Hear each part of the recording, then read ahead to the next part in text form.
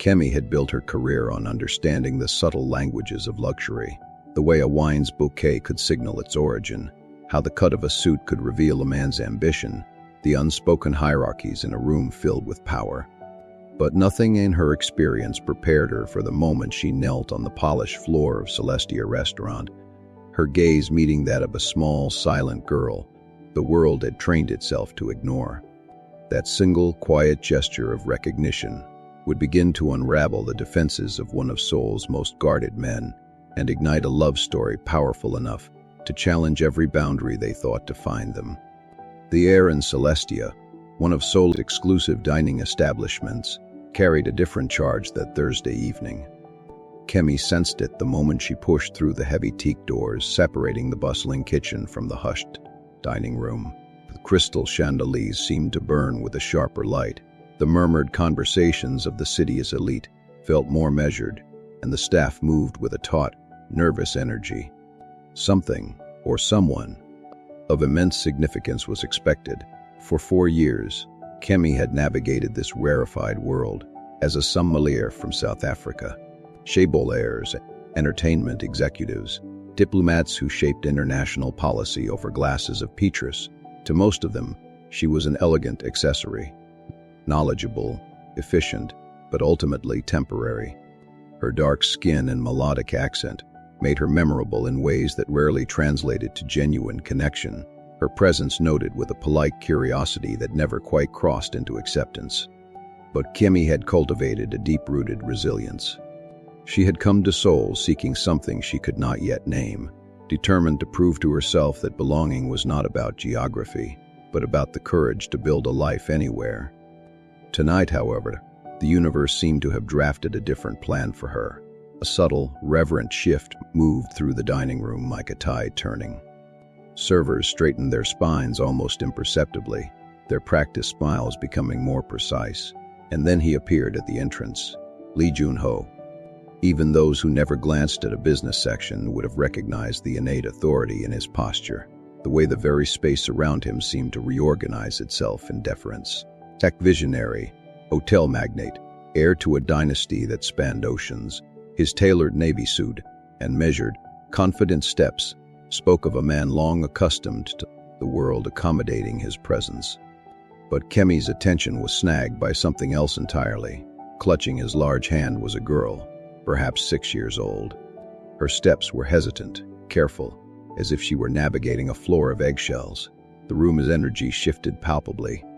A wave of whispers began, followed by sidelong glances that tried and failed to disguise their curiosity. The child moved differently, her gestures contained and deliberate, her silence profound and unsettling to the uninitiated. She was deaf, and even without anyone speaking a word, Kemi could feel the heavy, invisible weight of judgment and pity pressing down on her small, slender shoulders. Joon-Ho guided his daughter to their usual table, a prime spot with a view of the interior garden. Immediately, a flock of servers descended with practiced, effusive enthusiasm directed entirely at him, while treating the girl as little more than beautiful, silent furniture. Kemi's chest tightened. She knew that particular polished cruelty all too well, the kind that erases a person with a smile. As she approached with the heavy leather-bound wine list, the girl's eyes lifted. They were dark, intelligent, and held a loneliness that cut straight through Kemi's professional composure. This was not the loneliness of solitude.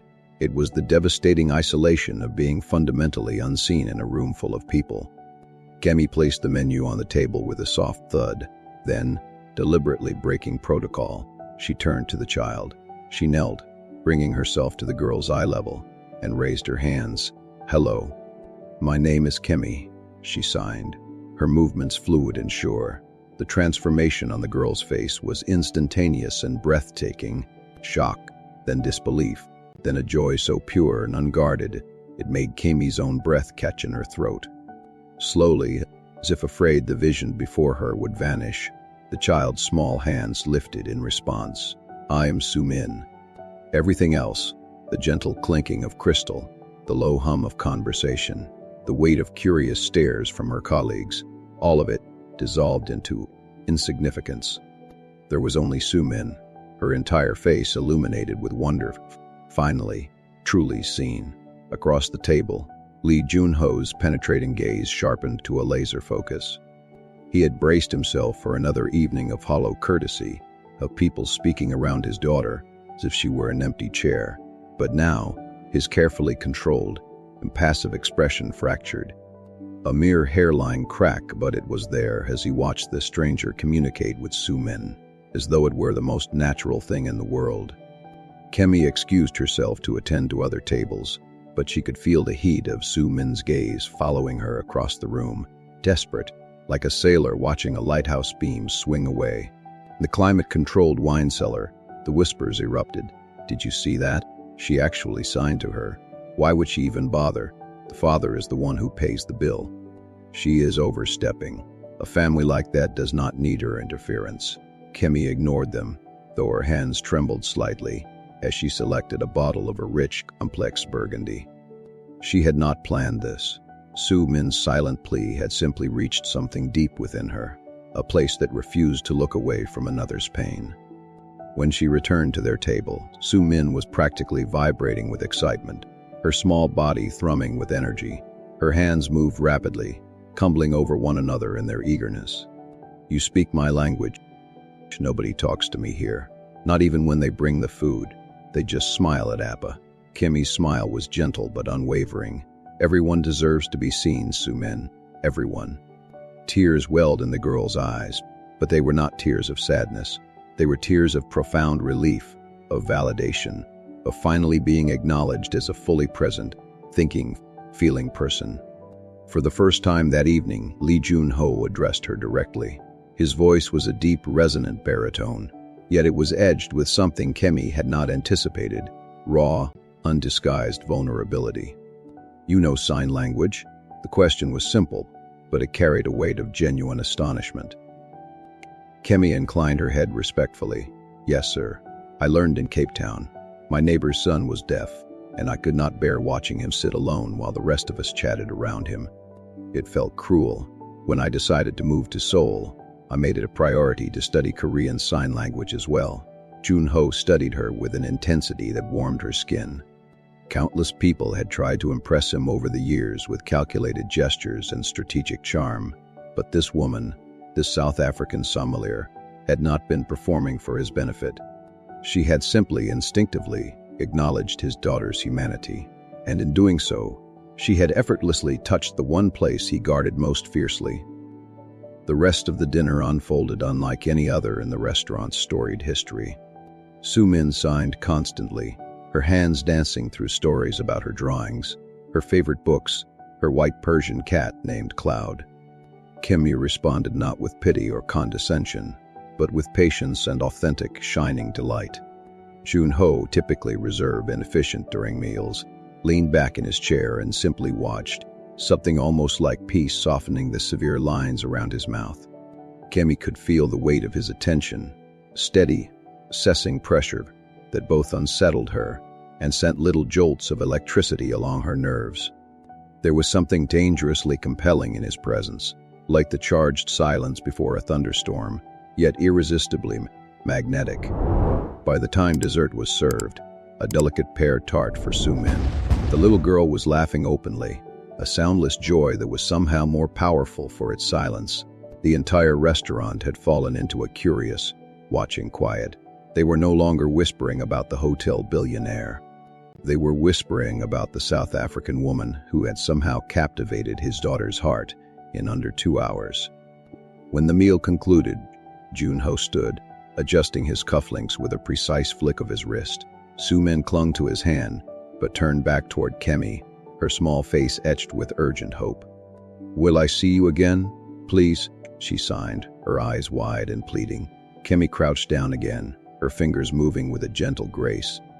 "Whenever your father brings you here, I will be here," she promised. The girl's beaming smile could have powered the city.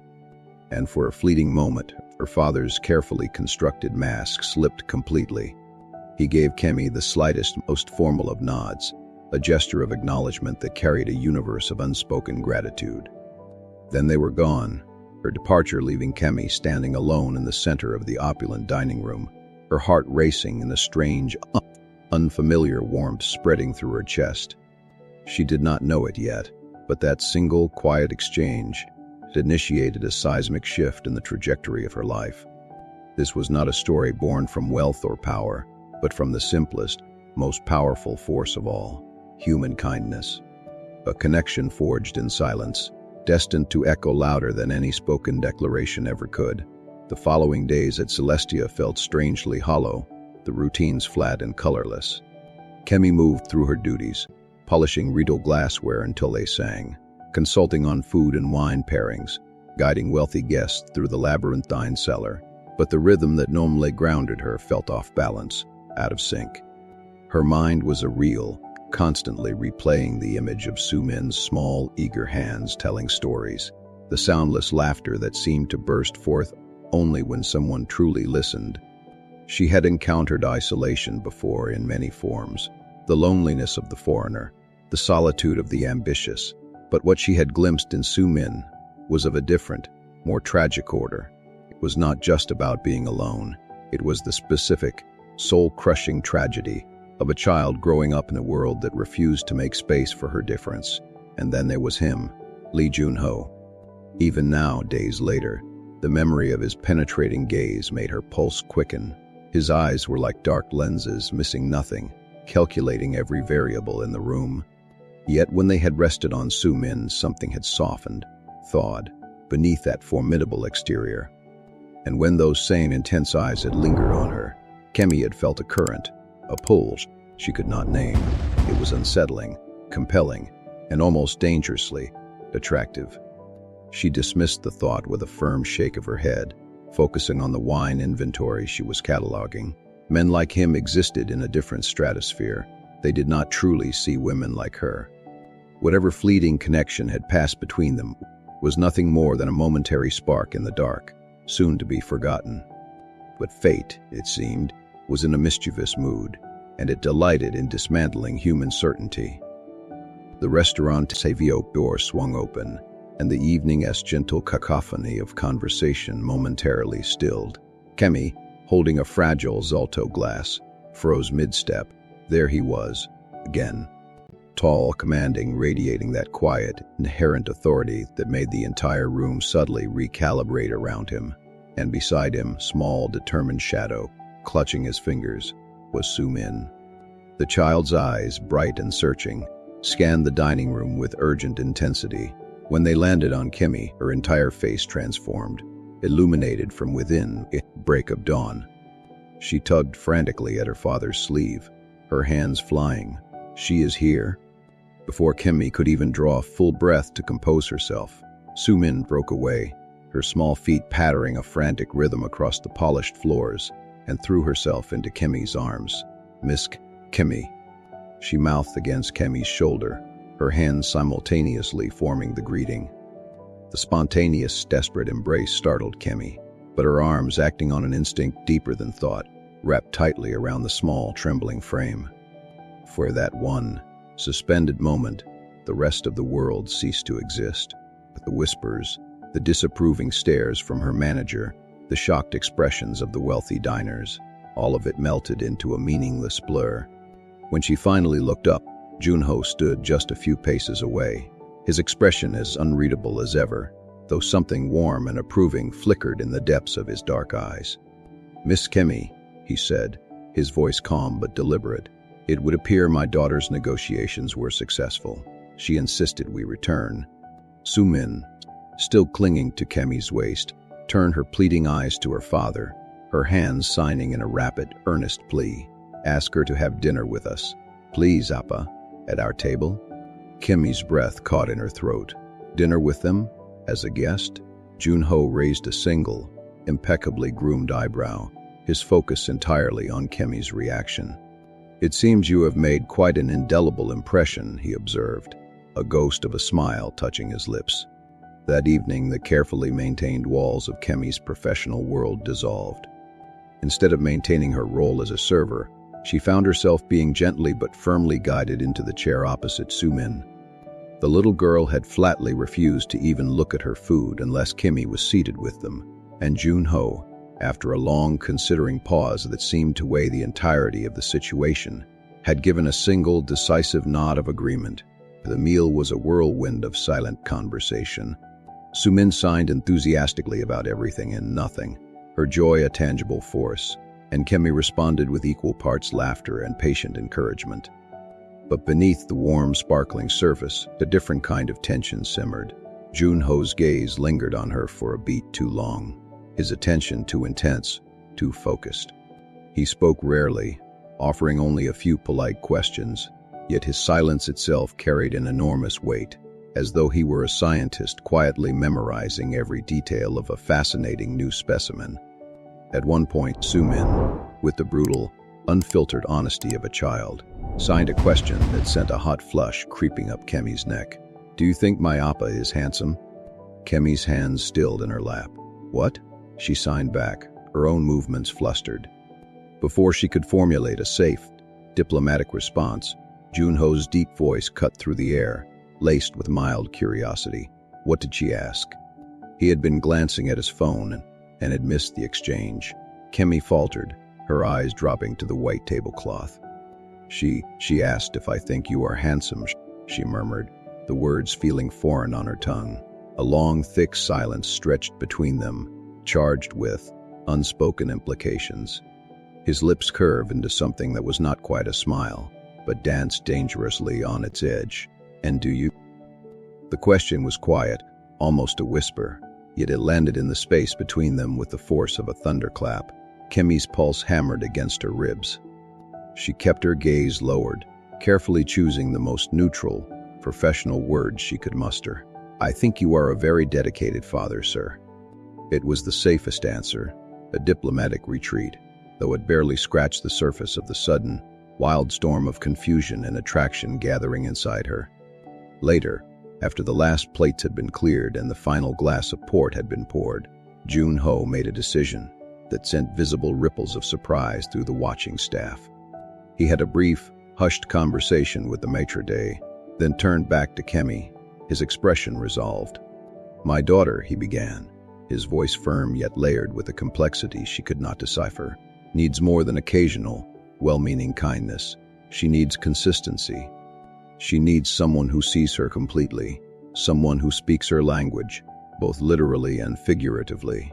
Confusion knitted Kemi's brows together. "Sir, I would like you to tutor her," he stated, his tone leaving no room for immediate refusal. "Teach her. This is not just about sign language, but also about having someone who not only speaks her language, but also likes spending time with her. Teach her about your home, about South Africa, about the stars, about wine, about anything that sparks her curiosity. Come to our home, spend real, meaningful time with her. Give her what the rest of the world so carelessly refuses to offer." The room seemed to tilt on its axis. Was he serious? She was a sommelier, a foreigner navigating a country that only sometimes made space for her.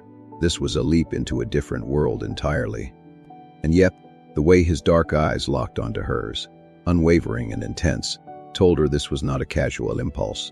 This was a calculated, deliberate choice. Her lips parted, but no sound emerged. Beside him, Sumin was practically bouncing on her toes, her hands signing in an eager, desperate plea. "Say yes. Please, please, please, Miss Kemi." The billionaire reached into his inner suit pocket and extracted a stark, heavy stock white business card. He extended it, his fingers steady, his gaze of physical pressure. "Consider it," he said, though his tone implied the consideration was a mere formality. "But understand this clearly, Miss Kemi. When I make an offer, it is never casual." Kemi's hand trembled slightly as she accepted the card. It was cool and smooth between her fingers. The very air between them felt charged, ionized, heavy with possibilities and dangers she did not dare to fully entertain. That night, long after Celestia's doors had been locked and the neon lights of Seoul painted shifting blue and pink patterns across her small apartment walls, Kemi sat curled in her bed, staring at the card. His name was embossed in a severe, bold black font, Lee Joon-Ho. It looked as impassive and powerful as the man himself. Absolute.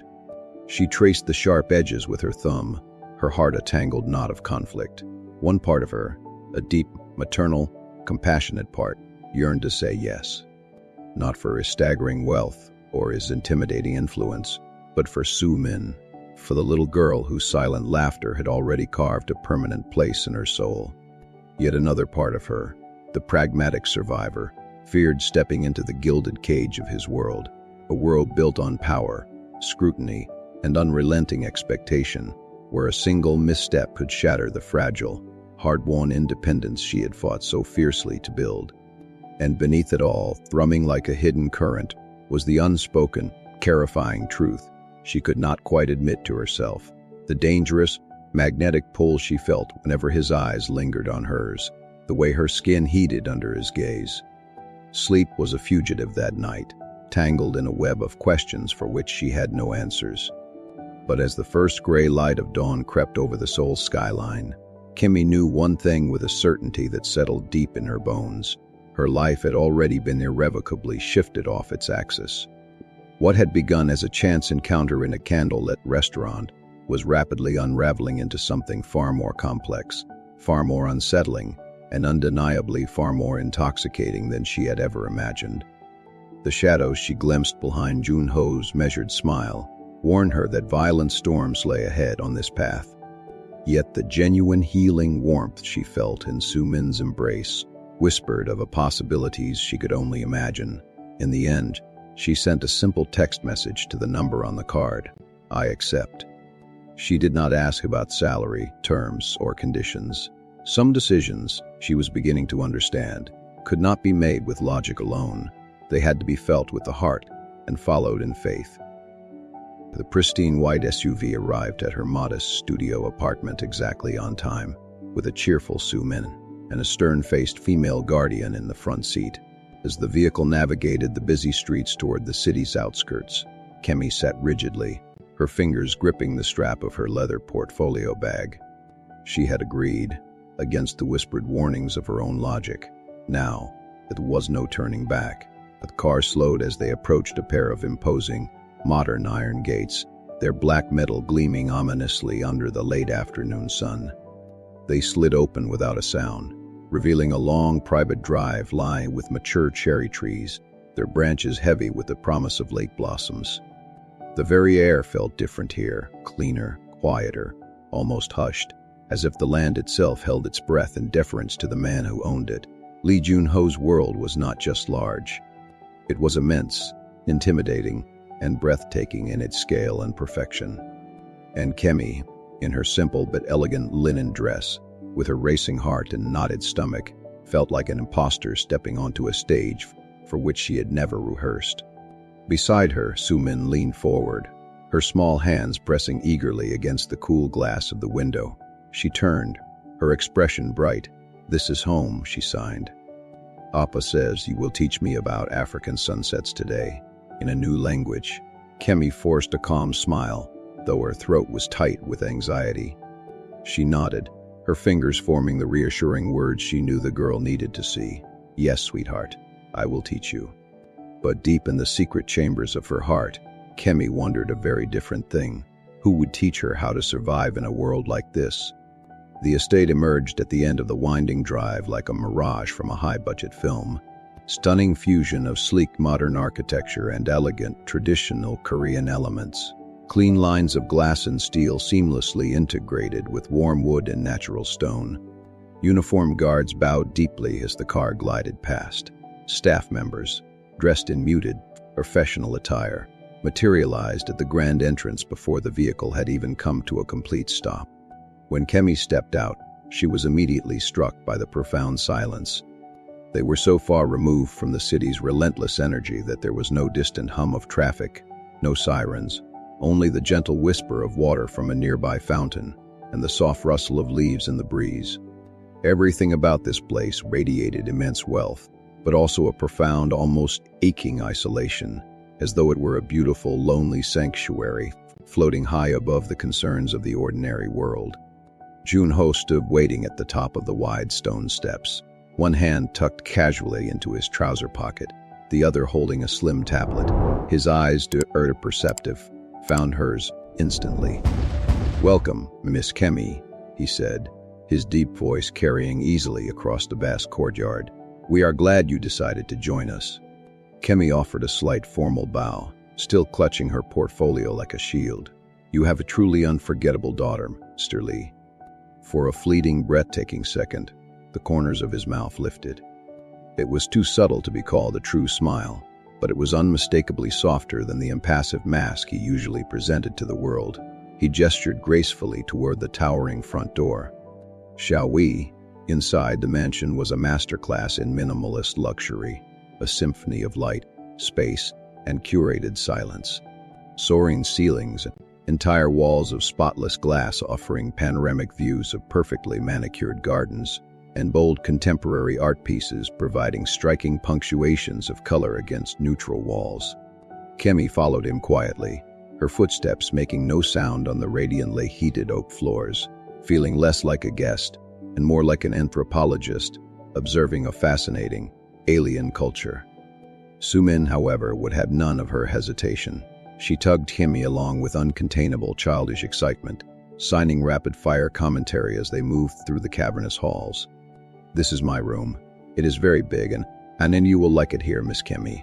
Kemi could not help the genuine smile that broke through her nerves.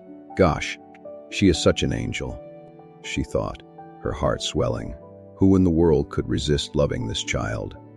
Sumin's bedroom was a child's paradise in theory, spacious, filled with shelves of books, high-quality art supplies, and a sophisticated child-sized telescope positioned by the large window. Despite its obvious expense and beauty, the room felt strangely sterile, as if genuine, unrestrained laughter rarely had the chance to echo from its walls. Kemi set her bag down on a plush armchair, her smile warm and open. "So, my dear," she signed, "shall we start with animals or with the stars?" "Stars."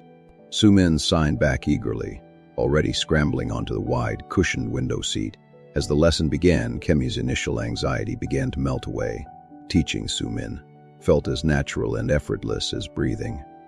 They practiced the constellations visible in the early evening sky, and then, at Sumin's insistence, moved on to learning the signs for various African animals. Sumin was a brilliant avid learner, giggling soundlessly, even as her small hands fumbled joyfully through the new gestures.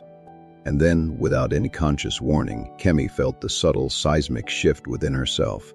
She was no longer just teaching. She was being woven, thread by thread, into the very fabric of this little girl's world. Each shared laugh, each moment of understanding, each spark of connection was pulling her deeper into a bond of unexpected strength and speed. Hours slipped by like minutes. When Kemi finally paused to take a sip of water, she turned and found Joon-Ho standing quietly in the doorway, leaning against the frame. His formidable presence seemed to fill the entire room, though he had not made a sound. How long had he been standing there watching them? The sight of his daughter's unbridled joy had visibly softened the usual sharp, calculating edges of his expression. Kemi rose to her feet instinctively, smoothing her dress. "Mr. Lee, please, do not stop on my account," he interrupted, his voice uncharacteristically gentle. "I was just observing." Yet, his dark eyes did not leave Kemi's face, even as Sumin began signing an enthusiastic, detailed story about the possibility of life on Mars. When the lesson finally drew to a close, Sumin launched a new campaign. She insisted, with the formidable stubbornness of a 6-year-old, that Kemi must stay for dinner. The dining room, though grand in scale, had been set with an intimate table for 3, the arrangement feeling both deliberate and deeply personal. Kemi sat hesitantly across from a beaming Sumin, while Joon-Ho took his place at the head of the table, his commanding presence somehow making the vast space feel cozy and contained. Conversation was initially minimal, flowing mostly through Sumin's dancing hands. The little girl signed stories about her day. Joon-Ho watched and listened intently, occasionally asking a quiet, probing question, his tone measured but revealing a genuine curiosity. At one point, Sumin signed with a mischievous, knowing glint in her eyes. "Appa, Miss Kemi smells like flowers. The kind in the spring garden. You should give her flowers." The billionaire's eyes flicked immediately to Kemi, lingering on her face long enough to send her pulse skittering. Then, in that calm, deliberate tone of his, said, "Perhaps I should." The words were delivered with a neutral flatness, but the look in his eyes, A flash of heat, of intention, betrayed him completely. For the briefest of moments, Kemi felt she was granted a clear, unobstructed view of the man behind the steel exterior. A man who, she realized with a start, had known a loneliness as profound and deep as his daughter's. After dinner, as Soo-min was reluctantly led away to begin her bedtime routine by her nanny, Kemi found herself alone with Joon-Ho in the cavernous, book-lined library. The silence was heavy, broken only by the soft crackle of the fire and the marble hearth.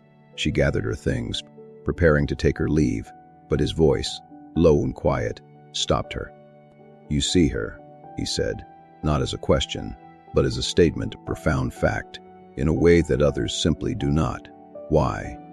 Kemi turned to face him fully, meeting his intense gaze without flinching. "Because every child, every person, deserves to feel visible, to feel that they matter. I know firsthand what it feels like to be made to feel invisible." For the first time since she had met him, his impeccable composure truly faltered. His gaze softened, the guarded, impenetrable mask slipping just enough to reveal a glimpse of the raw vulnerability beneath. "The world," he murmured, taking a step closer, "does not accommodate difference well. Not hers, not mine." "Not mine either," Kemi replied, her voice softer now, her words carrying boldness that surprised even her. A charged, electric silence stretched between them, thick and potent. His eyes locked with hers, and in their dark depths, she saw a tumultuous landscape, years of loneliness, the heavy burden of power, and something else, something dangerous and fiercely unspoken. "You are not like the others," he said finally, his voice dropping to a husky, intimate low. "That is why Soo-min chose you. From the very first moment you signed to her." Her chest tightened, making it difficult to breathe, and for one reckless, heart-stopping moment, she allowed herself to wonder if it was only Soo-min who had done the choosing. When the driver dropped her back at her apartment later that night, Kemi leaned heavily against her front door, her knees weak and trembling. She could still feel the weight of his searing gaze, the haunting echo of his words hanging in the air around her. This was no longer just about teaching Soo-min. A fundamental line had been crossed. Something powerful and undeniable had been set into motion, something that neither of them would be able to ignore for much longer. Whispers, she quickly learned, travel faster than light in a house filled with staff and centered around a man of Joon-Ho's immense wealth and notoriety. By the third week of Kemi's regular visits, the household had already constructed and disseminated its own narrative. Some of the staff saw her as a miracle worker, an outsider who had somehow managed to coax light and laughter from the little girl nobody else could reach. Others, however, viewed her with deep suspicion and thinly veiled resentment, muttering behind closed doors about the foreign woman who was so clearly captivating the master's attention in a way no one had in years. Kemi felt the division in the subtle sideways glances every time she walked the garden paths, in the barely perceptible shift in tone when certain staff members were forced to address her. She did her best to ignore it, pouring all of her focus into Soo-min's bright, eager smile. But the child herself, with the unnerving perception of the young, noticed everything. One afternoon, after a particularly engaging lesson about the sweeping landscapes of South Africa, the child signed to her, her small face serious. "Some of them do not want you here," she signed, her movements small and confidential. "I can tell, but we do not care. Appa and I do not care at all." Kemi forced a gentle, reassuring smile, reaching out to brush a stray strand of hair from Soo-min's forehead. "It does not matter, my sweet girl. The only thing that matters is you." But as her hands formed the words, a cold trickle of unease traced its way down her spine. That evening, a heavy, brooding rain began to fall over Seoul, the clouds hanging low and thick, the rumble of distant thunder a constant threat. But the mansion felt darker, its wide, elegant halls shadowed and filled with a watchful silence. Kemi was packing her teaching materials, preparing to leave, when one of the senior housekeepers informed her that the master wished to see her in his study, not Soo-min. The study was a sanctuary of masculine elegance, smelling of aged leather, old paper, and the rain-soaked earth beyond the windows.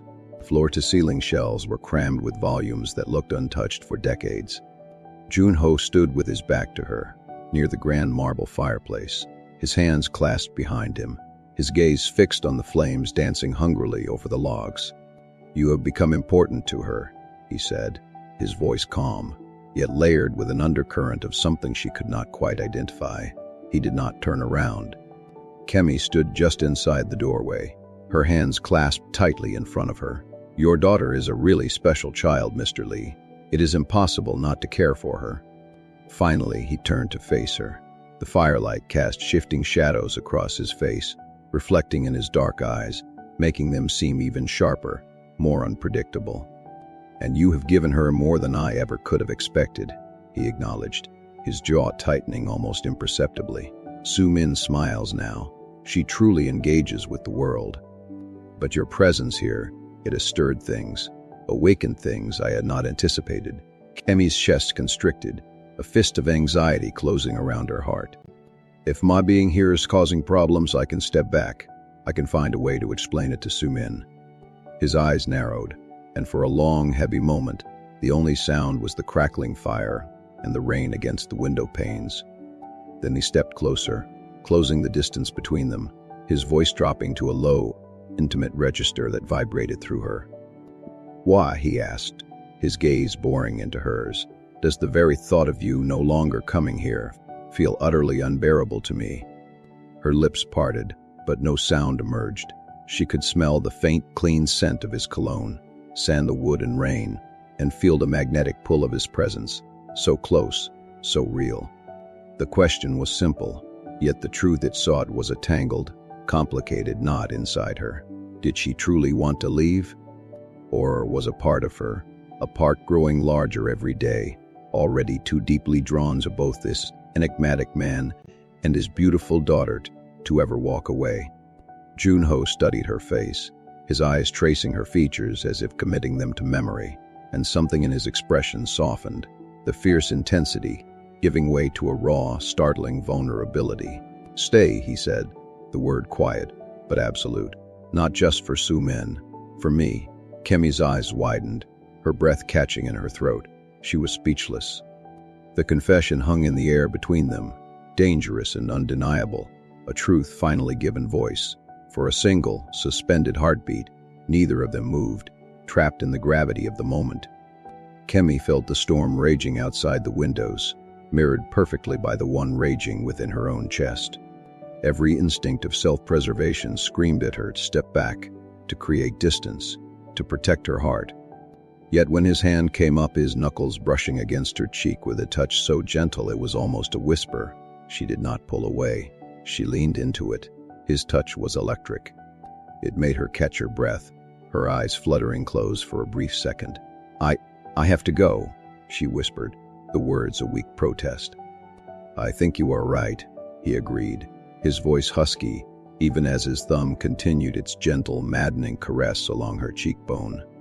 He traced the line of her lips, and Kemi could see the fire of raw desire burning deep in his eyes, a fire he was visibly struggling to contain.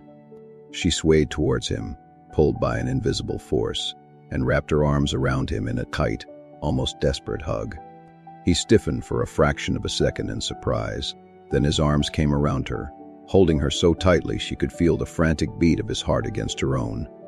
"Gosh," he muttered into her hair, his voice thick with emotion. "It has been so long since—" "Kemi," he breathed, his hands moving to cradle her face, forcing her to look up at him. "What are you doing to me?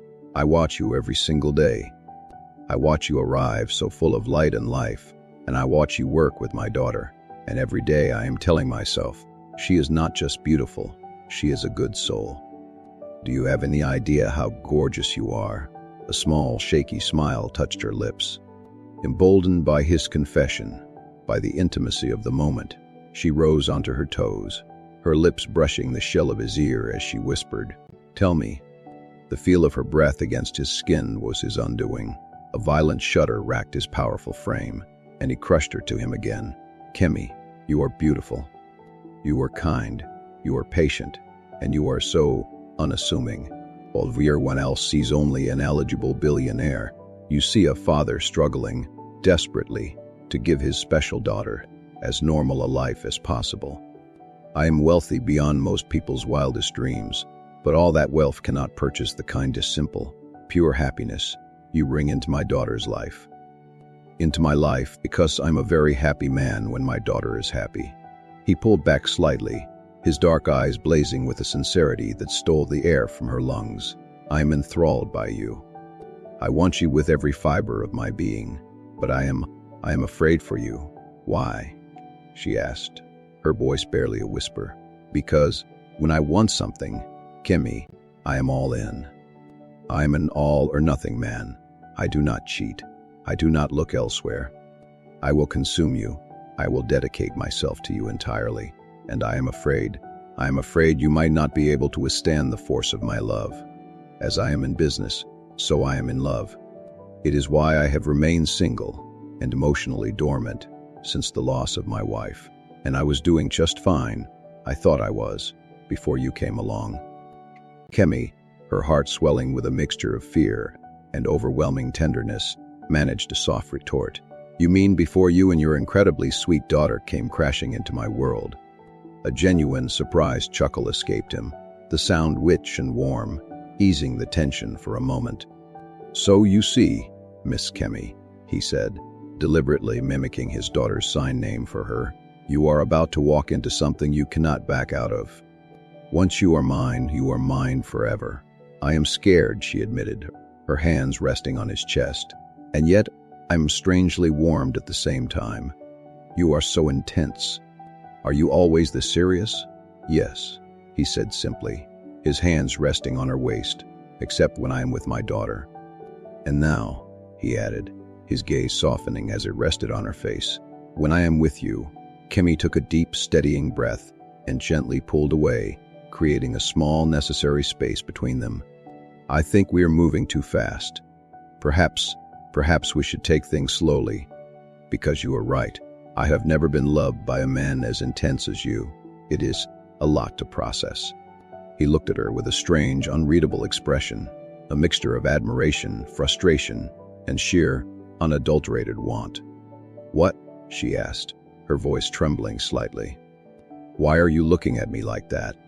Because, he said, his voice a low, hungry growl, I really want to kiss you right now. Kemi's eyes widened. Did you hear a single word I just said? I heard every word, he assured her, a wry smile touching his lips, and I respect them. But I cannot help my thoughts. And I know I will lose my mind if I do kiss you, and there will be no going back, for either of us. The truth of his words resonated deep within her. This was a precipice. Kemi took another step back, putting more physical distance between them, needing the space to think clearly. I really have to go now. I need to breathe. I need to think. How long do you need? The question was laced with such raw longing and desire that it sent another thrill straight through her. I do not know, she answered honestly. I just know that you are a lot, and I am not used to a lot. He closed the distance she had created in one swift stride, pulling her into his arms for one last crushing embrace. Kemi Williams, he whispered against her hair, his voice a fervent vow, I will wait for you, for as long as it takes for you to be ready for me, for us. The words, so solemn, so certain, sent a tremor through her entire body, and her knees nearly buckled. One of the most powerful, sought-after men in Seoul was, for all intents and purposes, declaring himself at her feet. Yet, rather than feeling pride or conquest, Kemi felt a profound sense of awe and a healthy, thrumming fear. Scared that he was right, that his love, all-consuming and absolute, might truly overwhelm her, might make her lose the hard-won sense of self she had spent a lifetime building. He reluctantly, slowly, let her go, his hands trailing down her arms as if memorizing the feel of her. I hope you will be here tomorrow, he said, the statement sounding strangely like a question. I will be here, she confirmed, offering him a small, reassuring smile. Otherwise, I would not know what on earth to explain to little Miss Sumin. They shared another soft chuckle, a moment of shared understanding that bridged the chasm of their uncertainty. True to his word, Joon-Ho began a campaign of gentle but persistent courtship, all while giving her the space she had asked for. He traveled frequently for business, but instead of silence, her phone would light up with thoughtful, non-intrusive messages. Soo-min tried to sign giraffe today. It looked more like a tree being attacked by a tornado.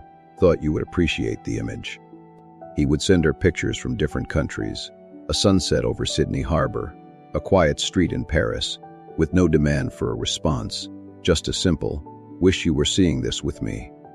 Gifts began to appear at her apartment, not lavish, ostentatious jewels, but deeply personal tokens. A bouquet of fresh freesias, her favorite flower, with no card.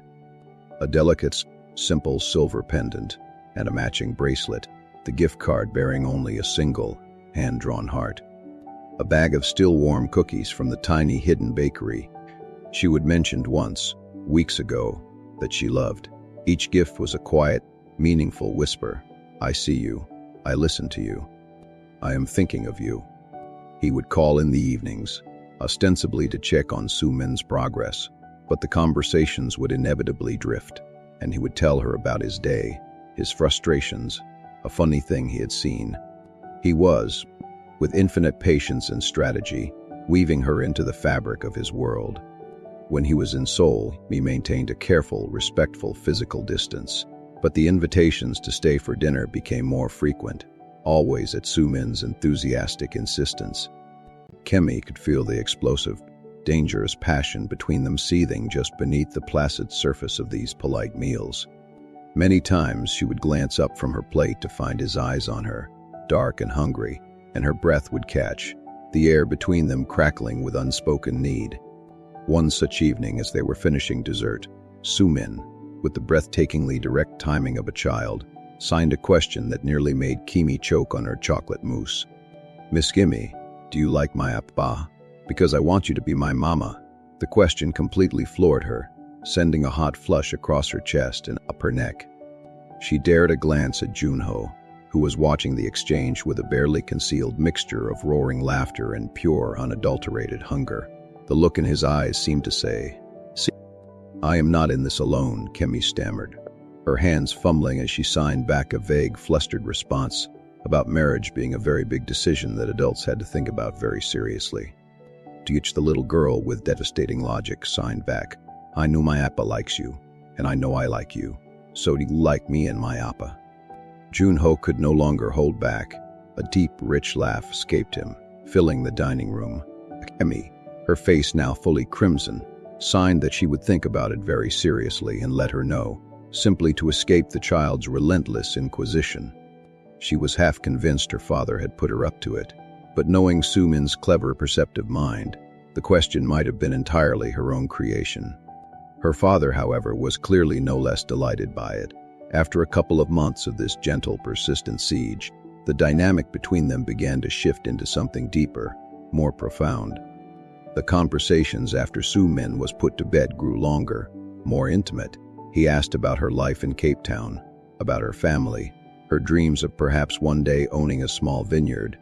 He listened with an intensity that made her feel like she was the most fascinating, important person in the world. One balmy evening, as they walked slowly through the moonlit garden, the scent of night-blooming jasmine heavy in the air, his hand brushed against hers. This time, it did not retreat. It stayed, his fingers gently lacing with hers. The contact was electric. Kemi stopped walking, her heart hammering against her ribs.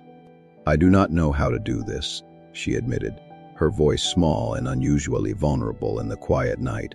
"I have not truly cared for anyone in a long time. And you genuinely scare me, Joon-Ho. Our worlds are so different. I am just a sommelier from Cape Town. I do not know if I can cope with the scrutiny, the pressure of your world." His hand tightened around hers. "Maybe we do not need to have all the answers right now, Kemi. Maybe we can start by just being honest with each other about what we feel. Like I told you months ago, I'm prepared to wait as long as it takes." She turned to face him then, the moonlight silvering his sharp features, her eyes searching his. "Then let me be honest with you, Lee Joon-Ho," she said, her voice gaining strength with each word. "I want you in my life. You said you do not cheat. I do not cheat either. And when I love, it is hot, and it is consuming. It is all-encompassing. That is part of why you scare me, because I know that when I give my heart, I love as fiercely, with my entire being. I see how people treat your daughter when we go out. The stares, whispers, and I want to punch someone in the face. I want to hug her and protect her from all the meanness in the world. She took a deep, shuddering breath. So again, Ho, my serious, intense, all-or-nothing man, can you handle this African storm? His response was instantaneous. The words were simple, direct, yet they carried the weight of a sacred vow. Her breath caught as he pulled her tightly against him. Kemi, he growled. You have no idea what your words mean to me, he muttered, his voice rough with emotion, before his mouth found hers in a kiss that was not gentle, nor questioning. It was a claiming, a fire, a burning. It was hungry, passionate, and desperate, a release of months of pent-up longing and restraint. He kissed her there, in the moonlit garden, not caring who might be watching from the house, his hands tangling in her hair, holding her to him as if she were his only anchor in a stormy sea. When they finally broke apart, gasping for air, he rested his forehead against hers, his thumbs tracing the swollen line of her lips. My African storm, he repeated, a true, breathtaking smile finally gracing his handsome face. I love the sound of that. He kissed her again, softer this time, a seal of a promise. You, he whispered against her lips, are what was missing in my life, in our lives. The storm had not just claimed her heart, it had claimed his too. And he knew with a certainty that shook him to his core that she would never be walking away, and the thought of it took his breath away. The true breaking point, the moment that solidified their fragile new bond into something unbreakable, came during a weekend visit to the traditional Lee family estate. The compound was a sprawling testament to old money and tradition, the architecture a blend of classic Korean elegance and modern luxury. Filled with aunts, uncles, and cousins watched Kemi with barely concealed disapproval and open curiosity. Soo-min, sensitive to the subtle currents of adult judgment, clung to Kemi's side like a limpet throughout the long, formal afternoon. The tension reached its peak during a multi-course lunch. One of Joon-Ho's aunts, woman with sharp eyes and a permanently pinched mouth, spoke dismissively about Soo-min's condition, suggesting that specialized institutions in Switzerland or America might be more equipped to handle her particular needs. The temperature in the room seemed to drop 20 degrees. Joon-Ho, who had been politely engaged in a conversation about corporate tax law, went utterly still. When he spoke, his voice was quiet, but it cut through the polite chatter like shards of ice. Soo-min stays with me, he stated, his tone leaving no room for argument. She is my daughter, and her place is with her family. And anyone in this room, anyone in this family, who cannot respect that, and might I add, anyone who cannot welcome the woman who has brought light back into our lives, is no longer welcome in our lives. That applies to Soo-min, and it applies to Kemi. The discussion is over. The silence that followed was deafening. Later, as Kemi comforted a trembling, withdrawn Soo-min in a secluded tranquility of the rock garden, the child signed with tear-filled, heartbroken eyes. They do not want me. They never did. Kemi's heart shattered into 1,000 pieces. She knelt on the smooth stones, ignoring the dampness seeping into her dress, and brushed the hair from Soo-min's wet cheeks. I want you, she signed, her movements firm and sure. Your Appa wants you. We love you. That is all that matters. That is everything. Soo-min's small hands hesitated, trembling. Then they slowly, hesitantly, formed a single, seismic word that stole the very breath from Kemi's lungs. Mama? The world seemed to stop its spin. Time froze. Kemi's eyes filled with instant, overflowing tears as she pulled the little girl into a crushing, tight embrace. She could not speak, could not sign, could only hold on to the child who had, without ceremony, carved a permanent, mother-shaped place in the deepest chamber of her heart. When she finally looked up, vision blurred by tears, she found Joon-Ho standing a few feet away, watching them. His expression was raw, stripped bare of all its usual control, a landscape of pain, love, and overwhelming emotion. He dismissed the hovering staff with a sharp, impatient gesture and waited until they were completely alone in the garden. Then he approached, his steps measured but urgent. He did not speak at first. He simply watched as Soo-min, seeking confirmation, signed the word again, her small face a heartbreaking mixture of hope and fear. "Mama?" Joon-Ho's voice finally came, was rough, scraped raw with a grief he had long held captive. "Her mother, my wife, Ara, died in a car explosion 3 years ago." He swallowed hard, the muscles in his jaw working, the words clearly causing him physical pain to release. Soo-min was in the car with her. The blast, the force of it, it took her hearing. It took everything.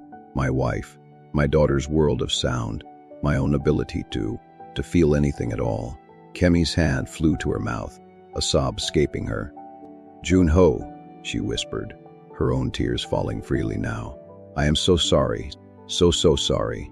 He knelt beside them on the damp stones, his expensive trousers be damned. His large, strong hand covered hers where it rested on Soo-min's small back, his touch a grounding, desperate anchor. "I have not been able to talk about it, not really. I have not been able to feel anything but the emptiness since that day." His dark, anguished eyes found hers, and in their depths, she saw the truth he had just spoken. "Until you..." Soo-min looked from her father's tear-streaked face to Kemi's, her small hands moving slowly, carefully, forming the most important question of her young life. "Mama? Appa? Family?" Joon-Ho's eyes met Kemi's over their daughter's head, and in that shared gaze, everything was communicated. The years of pain, the fragile, soaring hope, the love that had broken through the dam of his grief. He reached out, his hand cupping Kemi's cheek, his thumb wiping away her tears. "Yes, baby," he signed and spoke simultaneously, his voice firm, sure, and filled with a love so profound it felt like a physical force. "Family." The cherry blossoms were late that spring, but when they finally arrived, they did so in a glorious, triumphant explosion of color. The mansion's long, winding driveway was transformed into a breathtaking tunnel of soft pink petals. Soo-min, her laughter now a frequent, joyful sound, ran ahead, her small hands signing exuberant, secret messages to the wind. "Faster, Mama, faster," she called, her voice, though different, no longer hesitant, her signs bright, confident, and filled with a security that had been hard-won. Kemi smiled, a joy so pure it felt like light was pouring from her own skin, and chased after her, her flowing, yellow sundress brushing against the rain of blossoms falling from the trees. She had grown into this life, not as an invasion, but as a slow, careful, and beautiful integration. She now walked these hallowed grounds not as a stranger, not as a guest, but as part of the family itself, its heart, its center. At the top of the grand stone steps, Joon-Ho stood watching them, soft, unguarded smile on his face. The once untouchable, emotionally frozen billionaire now carried a different weight in his eyes. Not the cold, heavy distance of a man trapped by grief and duty, but the quiet, radiant warmth of a man who had finally, truly, found healing and redemption. When Kemi reached him, breathless and laughing, her cheeks flushed with happiness and exercise, Soo-min immediately cupped herself between them, a perfect small bridge, taking one of each of their hands in her own. Her small fingers moved with practiced ease.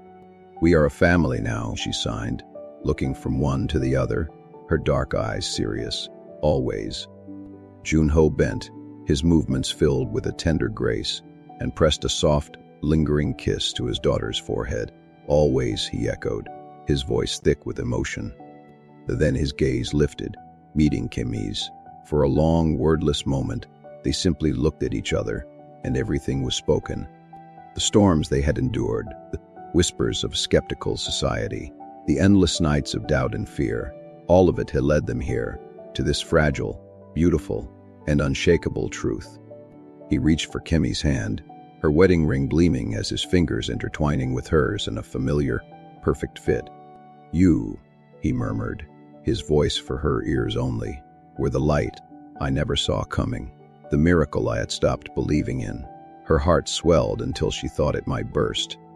She reached up, touching his cheek with a gentle, loving hand. "And you," she whispered back, "were the home I never knew I was searching for." His eyes softened, the last vestiges of the stone-faced businessman long forgotten, and Lee Joon-Ho smiled, a true, unrestrained, and joyous smile that reached his eyes and transformed his entire being. It was not the smile of a billionaire, or a magnate, or a grieving widower. It was simply the smile of a man deeply, completely, and passionately in love. Behind them, Sumin clapped her hands in delight and began to twirl in the shower of pink blossoms, a small, spinning vision of happiness, happy ending. She shouted and signed, her silent laughter ringing louder and more beautifully than any sound in the world, and for the first time, Kemi believed it with every fiber of her being. Because love, she had learned, was not about perfection or power or matching backgrounds. It was about choosing, every single day, to truly see another person and to be seen by them in return. It was about loving not in spite of the flaws and the scars, but because of them and the strength they represented. As the cherry blossoms fell around them like a gentle, pink snow, the three of them stood hand in hand, a united front against the world. South African woman who had crossed an ocean, a Korean man who had learned to feel again, and the little girl whose silent world had brought them together. Not a perfect family, perhaps, by anyone else's standards, but they were real, they were strong, they were theirs, and that was more than enough. Did this story capture your heart? If you believed in the power of a single gesture to change everything, if you rooted for Kemi and Joon-Ho, then share this story with someone who needs a reminder that love often arrives in the most unexpected ways. Leave a comment below with the word family if you believe they found their happy ending.